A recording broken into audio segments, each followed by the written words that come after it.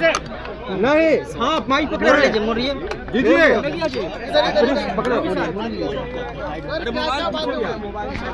Sir बैठक में आने दीजिए, आज खेल क्या रहे हैं उधर, चलो ना बुरी तरह से तरीका से खेल रहे हो। ठीक है, थोड़ा और नीचे रख लीजिएगा तो आपका चेहरा नहीं दिख रहा है। सर आपका चेहरा नहीं दिख रहा है, मुझे आपकी चेहरे बहुत पसंद है, वो भी दिख रहा है। ठीक है,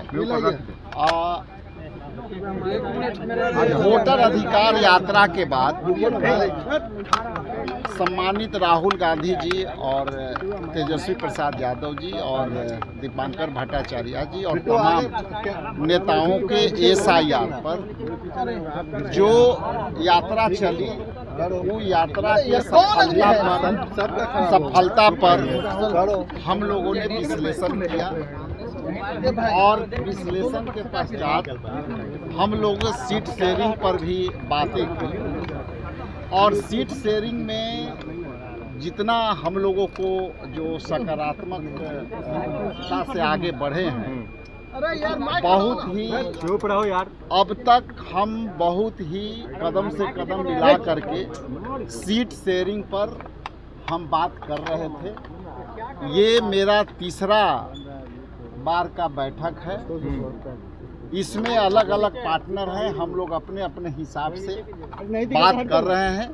लेकिन इतना जरूर बता दूं कि हम लोग के सीट शेयरिंग पर बहुत ही ट्रांसपेरेंसी से हम लोग 243 पर डिस्कशन कर रहे हैं और हर पार्टी के हिस्सेदारी सम्मानजनक होगी, ये इतना मैं बताना चाहता हूँ। अकेले बैठक हुई क्या राजेश जी? अकेले बैठक? देखिए अब भाई एक मिनट थोड़ा सा करो ना, दूर रखो नहीं, बार सारी बातें सब लोग बैठ के कर रहे थे, सब अपनी अपनी विचार रख रहे थे और इसमें जहां जरूरत पड़ेगी तो चूंकि हम लोग संयुक्त गठबंधन के लोग हैं, इंडिया गठबंधन के लोग हैं, तो इसमें ऐसा नहीं है कि हम लोग जहां आवश्यकता है संयुक्त रूप से बात कर रहे हैं और कहीं हम लोग गठबंधन से अलग नहीं है, इसलिए अलग अलग बात करने की आवश्यकता है।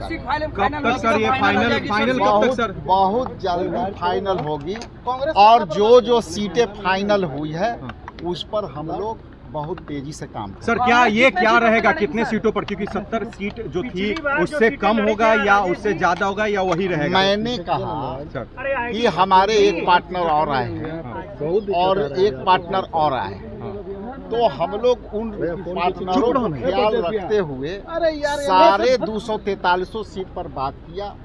हम लोग अपने अपने पार्टी का हिस्सेदारी की भी बात हुई और सभी पार्टियों का हिस्सेदारी वाजिब तरीका से मिलेगा, ये मैं आपको बता दूं। यानी कॉम्प्रोमाइज मोड में है, कांग्रेस कॉम्प्रोमाइज मोड में है कि आपको लड़ाई के मूड कब दिखा अभी बता दीजिए। नहीं मतलब पशुपति पारस जी की उनके लिए भी आप लोगों ने जगह रखा है क्या? जी हम लोग उनके लिए भी रखा है, पशुपति पारस जी के लिए भी रखा है, मुकेश सहनी तो है ही, और हम CPM माले सभी के साथ हम बहुत ही ट्रांसपेरेंसी के साथ आगे बढ़ रहे हैं।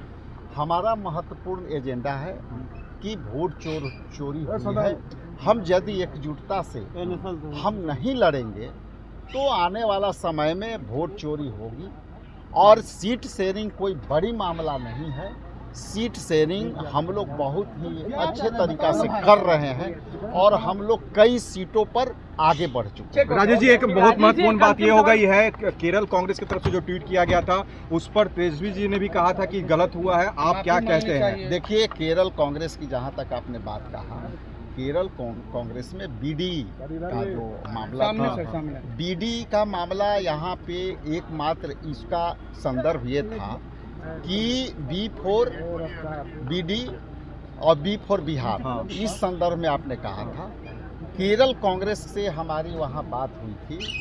ये शाब्दिक का अर्थ हर जगह मायने बदल जाता है, लेकिन इतना जरूर कहूँ कि BD का जो मामला है, एकमात्र बिहार ऐसी राज्य है जिसमें डिप्टी CM जो है सम्राट चौधरी ने एक स्पेशल, ये सीतारमन जी जो वित्त मंत्री हैं, उनकी ये जो वक्तव्य को आप मिलान करेंगे तो उन्होंने कहा था कि बिहार के जो डिप्टी सीएम सम्राट चौधरी है उनकी मांग थी कि बीडी वर्करों के लिए हम जीएसटी में उनकी जो है हम रिलैक्सेशन देंगे।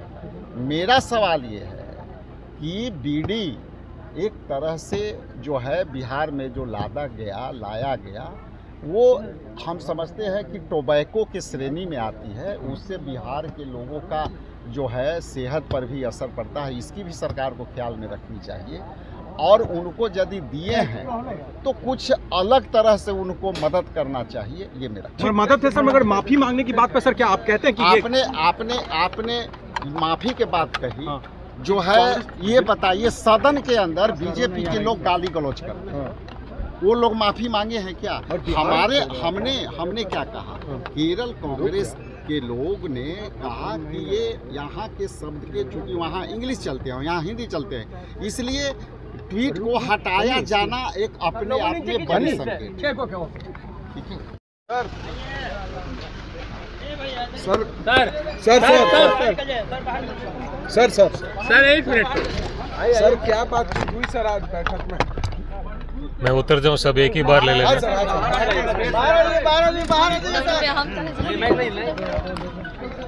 अरे गेट तो खोलने दो यार।